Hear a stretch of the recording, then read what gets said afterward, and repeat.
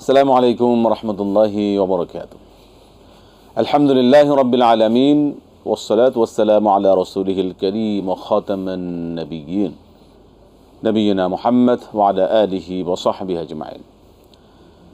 সুপ্রিয় দর্শক, পৃথিবীর যে প্রান্ত থেকে আপনারা এই মুহূর্তে এটিএন বাংলা টিভি স্ক্রিনের সামনে আছেন, সকলকে স্বাগত জানাচ্ছি। ফ্রুটিকা জীবন জিজ্ঞাসা powered by NCC Islamic banking. এই সরাসরি আয়োজনে আপনি আপনাদের জীবন ঘনিষ্ঠ যে কোনো ধরনের প্রশ্নের জবাব ইনশাআল্লাহ আজিজ এখান থেকে প্রদান করা হবে। আমি আছি আপনাদের সাথে কেম ফিরোজ। আমাদের সাথে আজ স্টুডিওতে উপস্থিত আছেন শেখ ফাহিমুল ইসলাম, শেখ মাওলানা ফাহিমুল ইসলাম। আসসালামু আলাইকুম ওয়া রাহমাতুল্লাহি ওয়া বারাকাতুহু। ওয়ালাইকুম সালাম আহলান সাহলান শেখ বারাকাতুহু ফিকুম হাসান। আমরা যাব আপনার কাছে ইনশাআল্লাহ দর্শকদের সরাসরি বিষয়গুলো জানবেন। প্রিয় দর্শক, একটা বিষয় অবশ্যই আপনারা আমাদেরকে মনে করে সহযোগিতা করবেন, যারা আমাদের সাথে আয়োজন ফোন করবেন, কথা বলবেন। আপনি যখন কথা বলবেন টিভি সেটে, আপনি যেটি টেলিভিশন আমাদের দেখছেন, অনুষ্ঠান দেখছেন, কথা বলছেন, আপনার টেলিভিশন ভলিউমটা কমিয়ে আপনি কথা বলেন, এটা অনুরোধ। মোহতারাম, আমরা ইনশাআল্লাহ প্রশ্ন নিতে পারি। বারাকাল্লাহ ফিক। জি, আমরা প্রশ্ন নিচ্ছি। দর্শক বলুন। আসসালামু আলাইকুম। ওয়ালাইকুম আসসালাম ওয়া রাহমাতুল্লাহি ওয়া বারাকাতুহু। আমি হিমায়তপুর থেকে বলছিলাম, ময়না আক্তার। জি জি। আমার তিনটা প্রশ্ন। একটা প্রশ্ন হচ্ছে, আমি ফরজ এবং সুন্নত নামাজের মধ্যে পরে যে সেজদার পরে যে দোয়াগুলা পড়ার পরে আমি বাড়তি কিছু দোয়া করি, যেমনি রুকুতে পড়ার পরে রুকু দোয়া করার পরে করি গ্রহণ করতেছেন রবর মালাই কাটি আর রোহ। তারপর সেটা থেকে ওঠার পরে হামদান কাসিরান তো এইটা করি। আবার সেইটা করার পরে সে দোয়ার পরে সুবহানাকা আল্লাহুম্মা রাব্বানা ওয়া বিহামদিকা মাগফিরলি, দুই সেজদার মাঝখানে আল্লাহুম্মা মাগফিরলি ওয়ারহামনি ওয়াহদিনি, এইসব দোয়াগুলো আমি পড়ি। এটা এক একজন বলে এটা খালি সুন্নত নামাজে পড়া যাবে, কিন্তু ফরজ নামাজে পড়া যাবে না। এখন আমি ফরজ নামাজে পড়ে আসতেছি অনেক বছর ধরে, এখন এটা আমি ফিরাইতে পারি না। এটা কি আমার ফরজ নামাজে করা যায়? ঠিক আছে, ধন্যবাদ। আরো প্রশ্ন? ঠিক আছে, ধন্যবাদ। জি, দ্বিতীয় প্রশ্ন হচ্ছে, আমার ইসলামী ব্যাংকে 15 লক্ষ টাকা আছে। জি, কোথায় কোথায় আছে? আমি রাখছি 5 লক্ষ টাকা। কোথায় আছে? ইসলামী ব্যাংক। ইসলামিক। আচ্ছা আচ্ছা আচ্ছা। হ্যাঁ, এই ইসলামী ব্যাংকের যে মুনাফাটা, এই মুনাফাটা কি আমি খাইতে পারবো? এটা কি আমার জন্য জায়েজ হবে কিনা? আচ্ছা। একটা প্রশ্ন হচ্ছে, আমার মেয়ের জন্য বিয়ের জন্য ওর 7 ভরি গহনা কিনা আছে, এটা ওকে দিয়ে দিচ্ছি, কিন্তু ওর বিয়ে হয়নি এখনো। আর আমার আছে মাত্র 2.5 ভরি স্বর্ণ। এখন এই 2.5 ভরি স্বর্ণ আর আমার যে ব্যাংকে যে টাকাটা আছে, এখন এই 2.5 ভরি স্বর্ণটা কি মিলে আমার জাকাত দিতে হবে, নাকি খালি যেটা ব্যাংকে আছে আমার যেহেতু 1 বছর যাবত আছে ওই টাকাটা জাকাত দিতে হবে? ধন্যবাদ। আমরা শুনবো আপনার সকল বিষয়। ধন্যবাদ আপনাকে। জি জি, এই প্রশ্ন জবাবটা অলরেডি গতকাল দিয়েছিলেন, তবে আমরা আজকে শুনবো, যেহেতু আপনি আজকে আছেন। ফরজ সুন্নতে কি এই রুকু সিজদা তাসবিহ যেগুলো বললেন এগুলোকে পড়া যাবে কিনা সকল নামাজে? মাশাআল্লাহ, আলহামদুলিল্লাহ, ওয়াসসালাতু ওয়াসসালামু আলা রাসূলিল্লাহ, আম্মা বা'দ। প্রিয় বোন প্রশ্ন করেছেন, আসলে আমাদের সালাত হতে হবে রাসূলুল্লাহ সাল্লাল্লাহু আলাইহি ওয়াসাল্লামের অনুসরণে। তিনি বলেছেন, সল্লু কামা রাআইতুমুনি উসাল্লি, যেমনিভাবে আমাকে সালাত আদায় করতে দেখো একইভাবে তোমরা সালাত আদায় করো, তেমনিভাবে সালাত আদায় করো। সুতরাং রাসূলুল্লাহ সাল্লাল্লাহু আলাইহি ওয়াসাল্লামের সুন্নাহ অনুযায়ী যদি সালাত হয়, এটাই হবে গ্রহণযোগ্য। তো এই তাসবিহ পাঠ করার ক্ষেত্রে ফরজ সালাতে রাসূলুল্লাহ সাল্লাল্লাহু আলাইহি ওয়াসাল্লাম অতিরিক্ত কিছু কিন্তু পাঠ করেননি। এমনকি এই যে সাজদা রুকু থেকে ওঠার পর রব্বানা লাকাল হামদি হামদান কাসীরান তাইয়িবান মুবারাকান, এই যে অতিরিক্ত অংশ, এটাও কিন্তু একজন সাহাবীর আমল, রাসূলুল্লাহ সাল্লাল্লাহু আলাইহি ওয়াসাল্লাম নিজেই আমলটা করেননি। সুতরাং এক্ষেত্রে ফরজ সালাতে নবীজি যতটুকু করেছেন এতটুকুতেই সীমাবদ্ধ থাকাটাই এটা উত্তম এবং এটাই সুন্নাহ। আর নফল সালাতে আপনি অবারিত, আপনার জন্য সুযোগ আছে, আপনি আদায় করলেন, রুকু সিজদা তাসবিহ পড়লেন, তাসবির পরে আল্লাহর কাছে চাইলেন। নবী আলাইহিস সালাম মাঝে মাঝে ওনার সাজদা এত দীর্ঘ হতো যে আয়েশা রাদিয়াল্লাহু তাআলা আনহা বলেন যে আমার মাঝে মাঝে ভয় হয় যে ওনার কি আবার কবজ হয়ে গেল কিনা, যে সাজদার ভিতরেই। তো ওনাকে একটু যখন আমি স্পর্শ করতাম, তিনি আবার কিছুক্ষণ পরেই নাড়া দিয়ে উঠতেন। তো এই সকল বিষয় বিবেচনায় যে নফল সালাতে দীর্ঘ সময় তিনি রুকু সাজদায় কাটিয়েছেন এবং সেখানে তিনি আল্লাহর কাছে চেয়েছেন, দোয়া করেছেন, এটা আমরাও করতে পারি। তো ফরজ সালাতটা অ্যাজ ইট ইজ যেভাবে নবী আলাইহিস সালাম পড়েছেন এতটুকুতে রাখাটাই সুন্নাহ এবং সুন্দর। জি জি। পরবর্তী প্রশ্ন, 15 লক্ষ টাকা ইসলামী ব্যাংকে আছে, আমরা এই প্রশ্নের জবাব শুনবো একটা বিরতির পরে ইনশাআল্লাহ। প্রিয় দর্শক, আপনারা দেখছেন ফুটিকা জীবন জিজ্ঞাসা পাওয়ার বাই এনসিস ইসলামিক ব্যাংকিং। সময় হলে বিরতি নেবার, ফিরছি বিরতির পর আবার ইনশাআল্লাহ আপনাদের সাথে সরাসরি আয়োজনে। আসসালামু আলাইকুম রহমতুল্লাহি ওয়া বারাকাতুহু। প্রিয় দর্শক, ফিরে এলাম বিরতির পর। ফুটিকা জীবন জিজ্ঞাসা পাওয়ার বাই এনসিস ইসলামিক ব্যাংকিং। আমাদের সাথে আছেন শেখ ফাহিমুর রহমান। শেখ, প্রশ্ন হচ্ছে 15 লক্ষ টাকা ব্যাংক ইসলামী ব্যাংকে আছেন, আরও 5 লাখ টাকা, সব মিলে এই ইসলামী ব্যাংকের এই জমার মুনাফা কি গ্রহণ করা যাবে কিনা, হালাল কিনা? জি জি, মাশাআল্লাহ।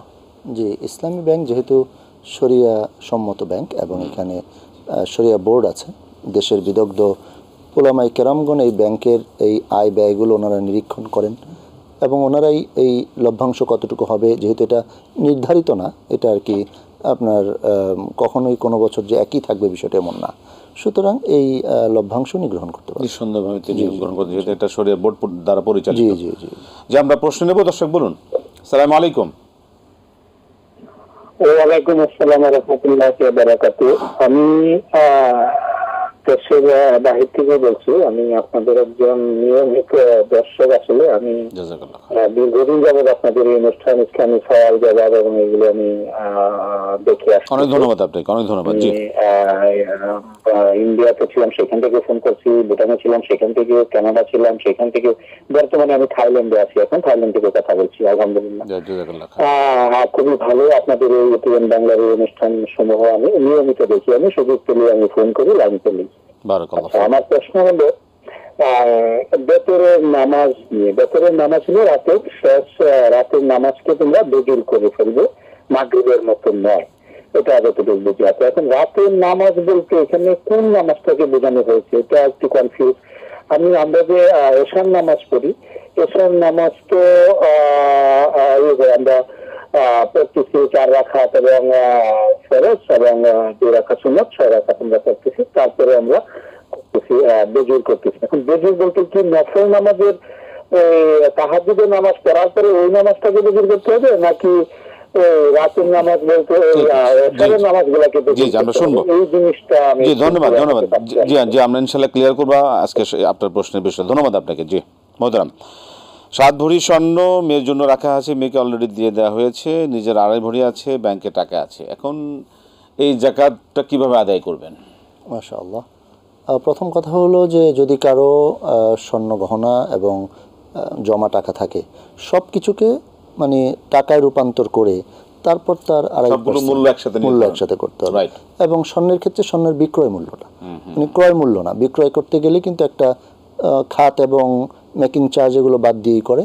এটা বাদ দিয়ে যে বিক্রয় মূল্যটা আছে সেই বিক্রয় মূল্য এবং জমাকৃত যত অর্থ আছে, শেয়ার আছে, যা কিছু আছে, সব কিছুকে একত্রিত করে উনি এটার মূল্যায়ন বের করবেন।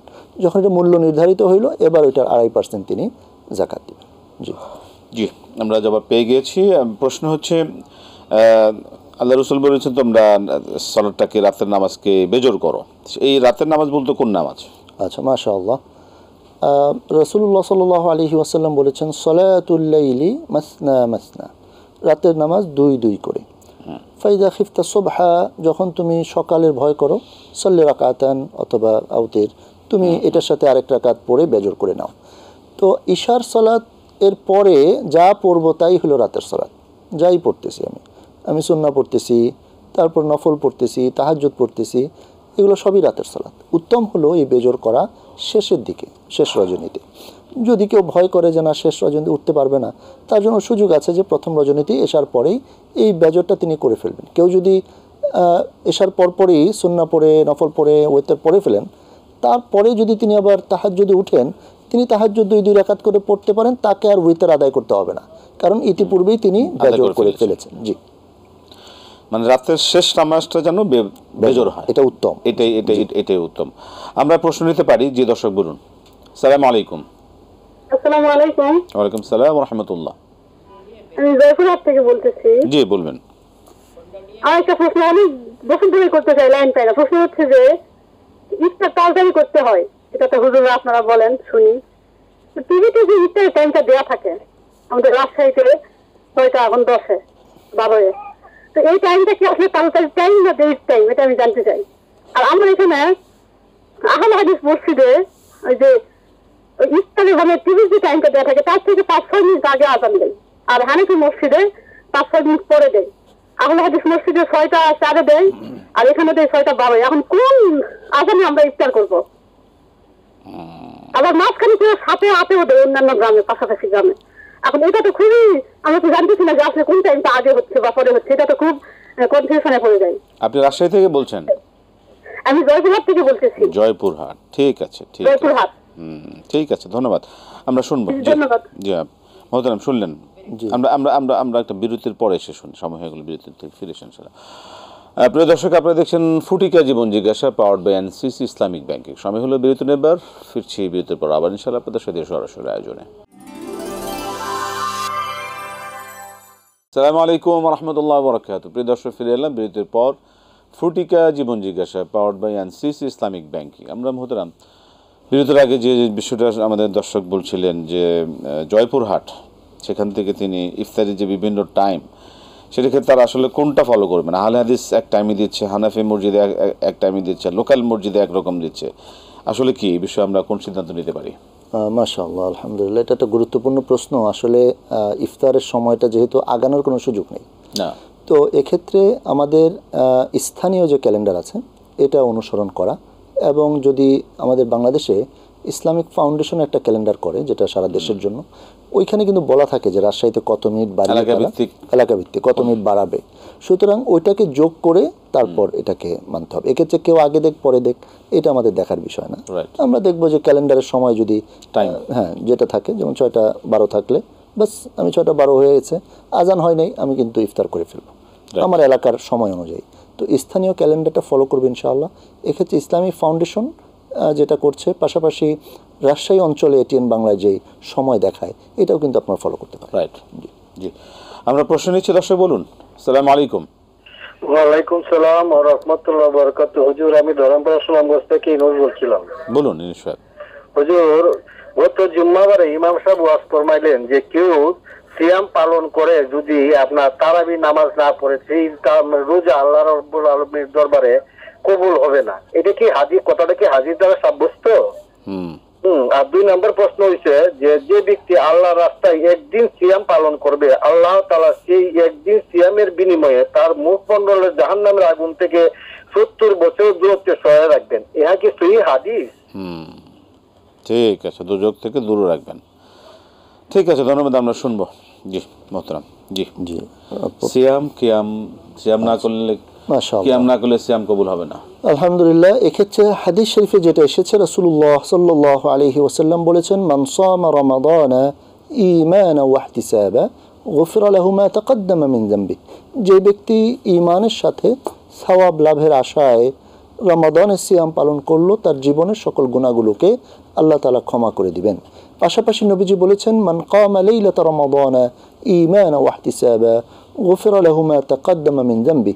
যে ব্যক্তি রমাদানের রজনীগুলো কিয়াম করলো, দাঁড়িয়ে কাটালো, তাকেও আল্লাহ তাআলা তার জীবনের সকল গুনাহগুলোকে ক্ষমা করে দিবেন। এরপরে নবী আলাইহিস সালাম বলেছেন, ওয়ামান কামা লাইলাতাল কদরি ঈমানান ওয়া ইহতিসাবা গুফিরা লাহু মা তাকাদ্দামা মিন যামবি। একইভাবে কেউ যদি লাইলাতুল কদরকে দাঁড়িয়ে কাটালো, কিয়াম করলো, এর দ্বারাও তার জীবনের গুনাহগুলো ক্ষমা হয়ে যাবে, মাফ হয়ে যাবে। তো আসলে কেউ যদি সিয়াম পালন করলো কিন্তু কিয়াম করলো না, তাহলে তার একটার উপর আরেকটা যে নির্ভর করে, বিষয়টা এমন না। সিয়াম পালন করবে, অবশ্যই ওই ব্যক্তি কিয়ামও করবে, কারণ যেই হাদিসে সিয়ামের কথা বলা হয়েছে সেই হাদিসে কিয়ামের কথাও বলা হয়েছে।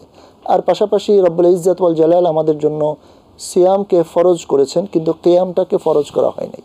সিয়াম ফরজ, আবশ্যক, এটা তো সে অবশ্যই পালন করবে, তবে কিয়াম তার এই সিয়ামের গ্রহণযোগ্যতার ক্ষেত্রে অনেক সহযোগী হবে। এই জন্য যারা সিয়াম পালন করেন অবশ্যই তাদের কিয়ামও করা উচিত, কিয়ামকে ছেড়ে দেওয়া উচিত না। কিয়ামটাকে অপছন্দ করা বা এটাকে কম মূল্যবান মনে করা এটা উচিত না, বরং সিয়াম পালন করবেন, কিয়াম পালন করবেন। কিয়াম না করার কারণে সিয়াম হয় নাই এ কথা বলা যাবে না। রাইট। আমরা একটা প্রশ্ন নিতে পারি, তার আগে এই প্রশ্নটাকে শুনে নিই আমরা, যেটা হচ্ছে যে একদিন সিয়াম পালন করলে 7 বছর 70 বছর। এটা হাদিস শরীফে এসেছে, মিশকাত শরীফ হাদিসটি আছে যে কেউ যদি একদিন আল্লাহর জন্য মান সামা ফি সাবিলিল্লাহি ইয়াওমান ফি সাবিলিল্লাহ বা'আদা আল্লাহু ওয়াজহাহু আনিন নারি ৭০ খারিফান, আল্লাহ তাআলা তার সাথে এবং জাহান্নামের সাথে ৭০ বছরের দূরত্ব তৈরি করে দিবেন। জি, আমরা প্রশ্ন যাচ্ছি, দর্শক বলুন। আসসালামু আলাইকুম। আসসালামু আলাইকুম। ওয়ালাইকুম সালাম ওয়া রাহমাতুল্লাহ। ওয়ালাইকুম সালাম রাহমাতুল্লাহ। আসসালামু আলাইকুম। ওয়ালাইকুম সালাম, বলুন, প্রশ্ন বলুন। আমি দিনাজপুর থেকে বলতেছিলাম। জি, আমি যদি বেতের নামাজ পড়ে ফেলি, ঈশার নামাজের পরে, তাহলে কি আমি তাহাজ্জুদের সময় বেতেরটা পড়তে পারবো, নাকি আমাকে পুনরায় আবার হচ্ছে মানে তাহাজ্জুদটা ছেড়ে দিতে হবে? ভিতর পড়ে কি তাহাজ্জুদ পরে পড়া যাবে কিনা, এই তো? হ্যাঁ হ্যাঁ হ্যাঁ, ঠিক এটা আছে, আমি আগে পড়ে ফেলছি, পরে পড়া যাবে কিনা? পরে যাবে কিনা। ধন্যবাদ। জি জি মোহতারাম। জি আলহামদুলিল্লাহ। যদি কেউ ইশার পর বেতের পড়ে ফেলেন, তাহলে উনি আবার তাহাজ্জুদ পড়তে পারবেন। তাহাজ্জুদের পর তাকে আর বেতের করতে হবে না, কারণ পুরো রাতে তাকে একবারই বেজর করতে হবে। একাধিকবার তখন আরেকবার বেতের পড়লে তো জোর হয়ে যাবে। তো এই জন্য উনি, যদি এমন সম্ভাবনা থাকে যে আমি তো শেষ রাতে উঠতে পারবো না বা আমি ঘুমিয়ে থাকবো, তাহলে প্রথম রাতেই বেতের পড়ে নেওয়া উত্তম।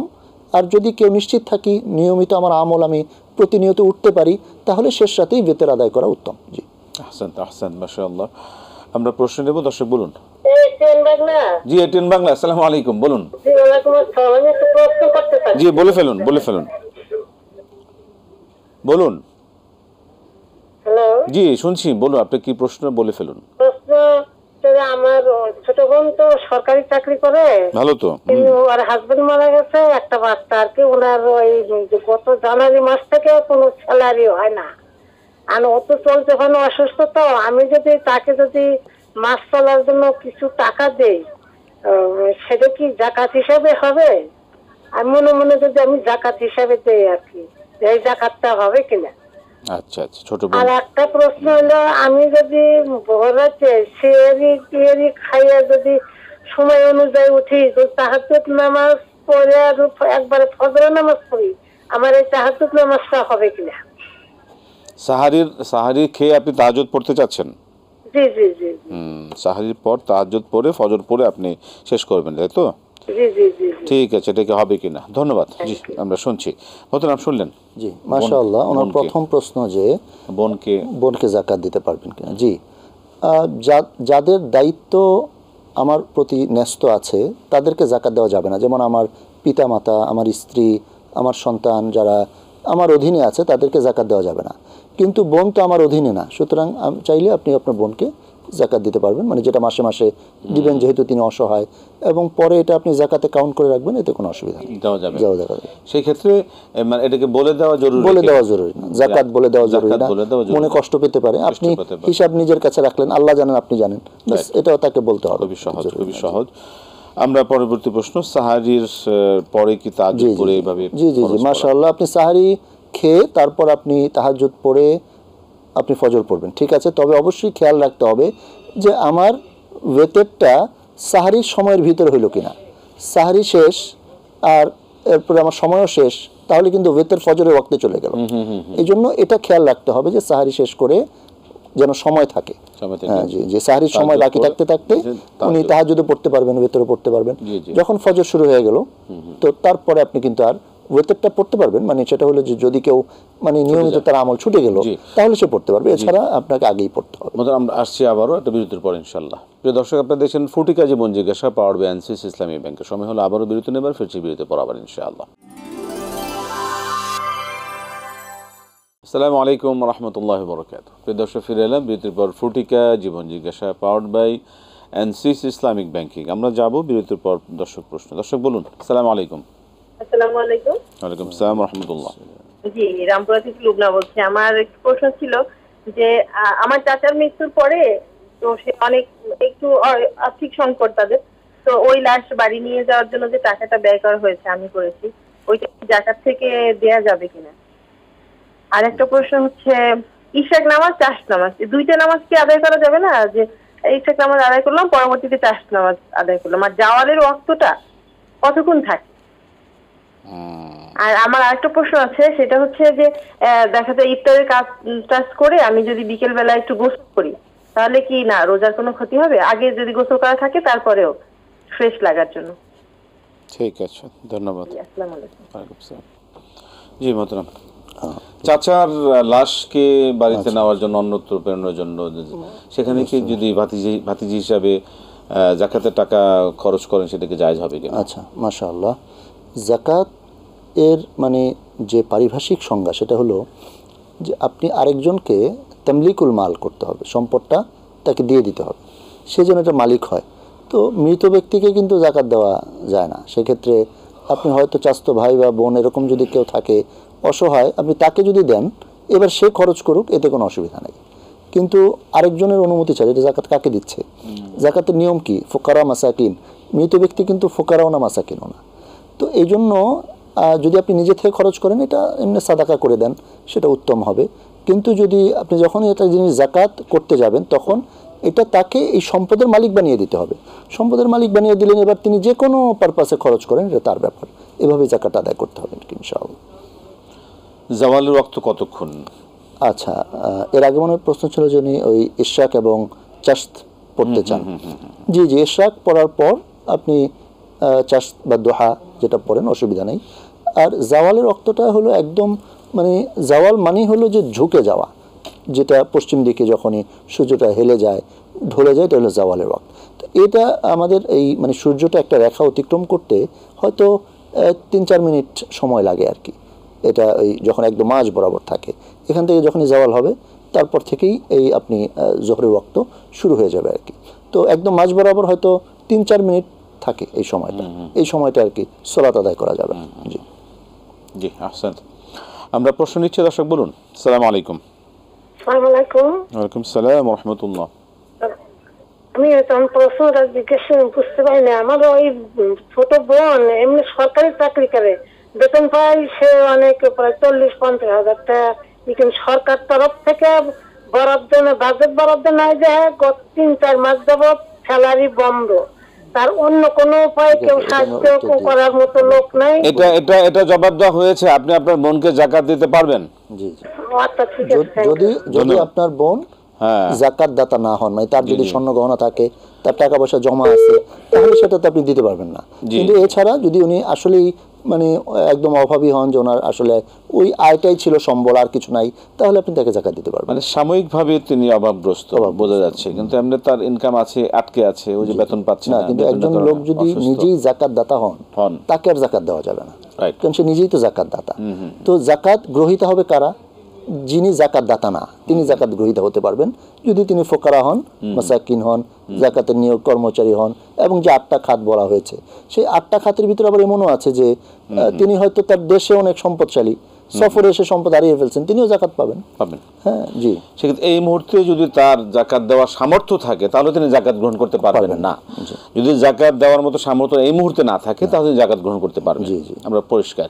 পরবর্তী প্রশ্ন হচ্ছে যে জাওয়ালের সময় আমরা জেনেছি বিকেলবেলা রোজা অবস্থায় গোসল করলে কি রোজার কোনো ক্ষতি হবে কিনা? না, এতে কোনো অসুবিধা হবে না। আপনার হয়তো ফ্রেশ লাগবে, এই জন্য আপনি একাধিকবার গোসল করতে চাচ্ছেন, এতে কোনো অসুবিধা নাই। আমরা অবশ্য হাদিসে যেটা পেয়েছি সুন্নাহ, রাসূলুল্লাহ সাল্লাল্লাহু আলাইহি ওয়াসাল্লাম এমনও হয়েছে যে প্রচণ্ড গরমে রোজায় তিনি মাথায় পানি দিচ্ছিলেন, গরমের কারণে, প্রচণ্ড গরমের কারণে। আরব দেশের গরম তো অনেক বেশি হয়।